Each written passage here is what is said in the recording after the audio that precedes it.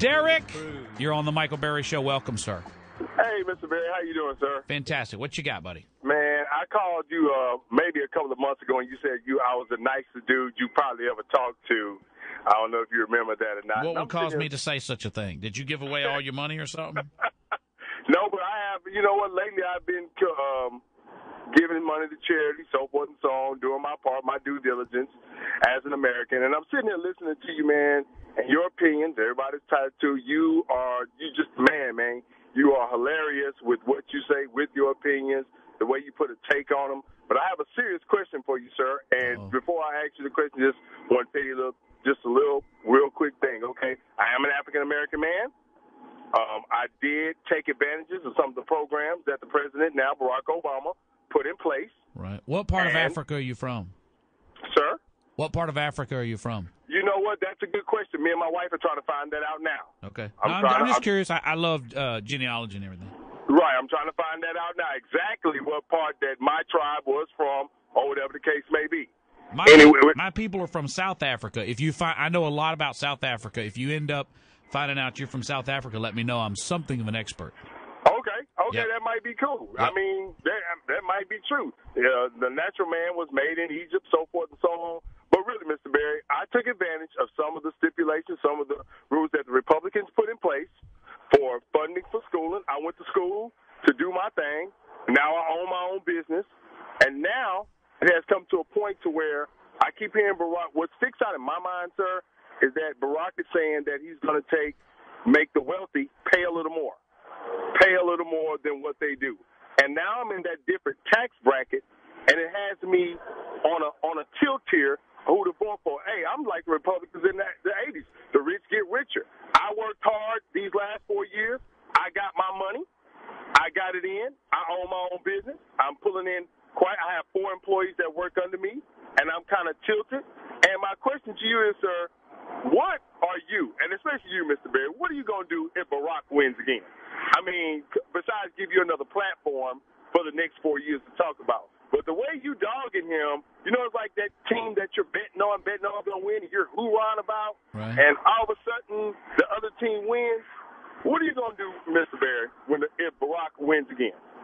You know, I will tell you, all kidding aside, Derek, right. I despise Barack Obama. I really do. I understand that. My feelings for him, my feelings for him as an individual, for what he has done and the evil he has visited on this country, I will never forgive that man for what he's done.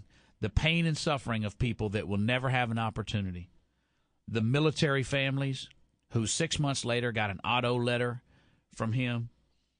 The attacks on people, the racial division. But you know who Barack has hurt really badly, Derek? And I know you know this better than most. Barack Obama has set black people in this country back 50 years. Barack Obama has done to black people what Democrat Robert Byrd could never do.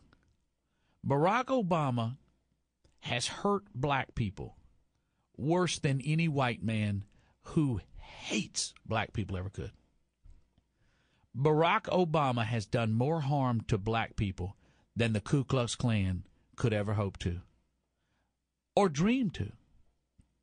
Barack Obama has done more harm to black people than any white supremacist, Timothy McVeigh, you name it. He has set black people back in this country literally generations. There will be people who will prevail despite that, who happen to be black. But the really sad tragedy, it's almost biblical proportion, what that man has done, how one man could do that. And the worst part about it, he's laughing all the way to the bank. This man was broke. Nobody bought his books. If he hadn't run for politics, he had to get into politics because nobody wanted to read his silly little books. Sorry you were abandoned by your African dad and raised by your white mom who sent you to your white grandparents, and then you went on scholarships using your blackness to Columbia and Harvard, but you're really not a good writer. And ain't nobody out there will tell you he is. But what he's done, the nonsense, the division, the hatred that he has engendered, coming out and saying if I had a son, he'd look like Trayvon. You know what a real black leader would have done? He would have said Trayvon's a thug. Trayvon's a thug engaged in some very, very bad behaviors, and sadly, there are too many thugs in America. There are too many young black men banging in the streets, killing each other, killing innocent people, beating up their girlfriends, making babies they don't raise. These are all painful things to hear. Barack Obama had a unique platform. And I think, frankly, a lot of white people thought having the first black president meant that finally only Nixon could go to China. Only Barack could have said the things that needed to be said for this country. And he did the exact opposite. The hopes for Barack Obama were that finally he was going to be able to save this race in our country. Because I'm going to come and go. Barack's going to come and go. Mitt Romney's going to come and go. But the widespread third world misery of many blacks in America. Look at Chicago. Look at Detroit. Look at the list of the top 10 cities, the top 10 most dangerous cities in America. All 10 of them are majority black. You've got black babies being born every day. Every day in America without a chance. And you could murder every white person tomorrow. You could wipe them off the face of the earth. And these poor black children are going to be just as black, just as uneducated, just as without opportunity. And a few will make it out because they can run fast or throw hard. And a few will make it out because they can sing well. And a few will make it out because somewhere somebody took the time to tell them, son, you can be anything you want to be. And kept them out of the gangs and gave them an opportunity. And they were so darn smart, smarter than anybody else, that they made it. But so few and so far in between. All the kidding, all the laughing, all the whether he wins or not. Barack Obama has made a problem of far worse in this country, and that is poor black children being raised with no hope and infected with a hatred for their fellow man and infected with a sense of entitlement, like a grown baby rolling around in the middle of the streets in diapers. And Barack Obama, he knows better. The thing is, he's not Al Sharpton. He didn't come up this way. He went to Punahou in Hawaii.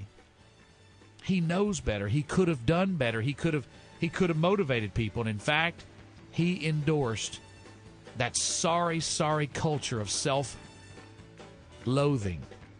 And for that, he's going to have to face his maker one day. And I pray for his soul when he does. Get out there and vote, people.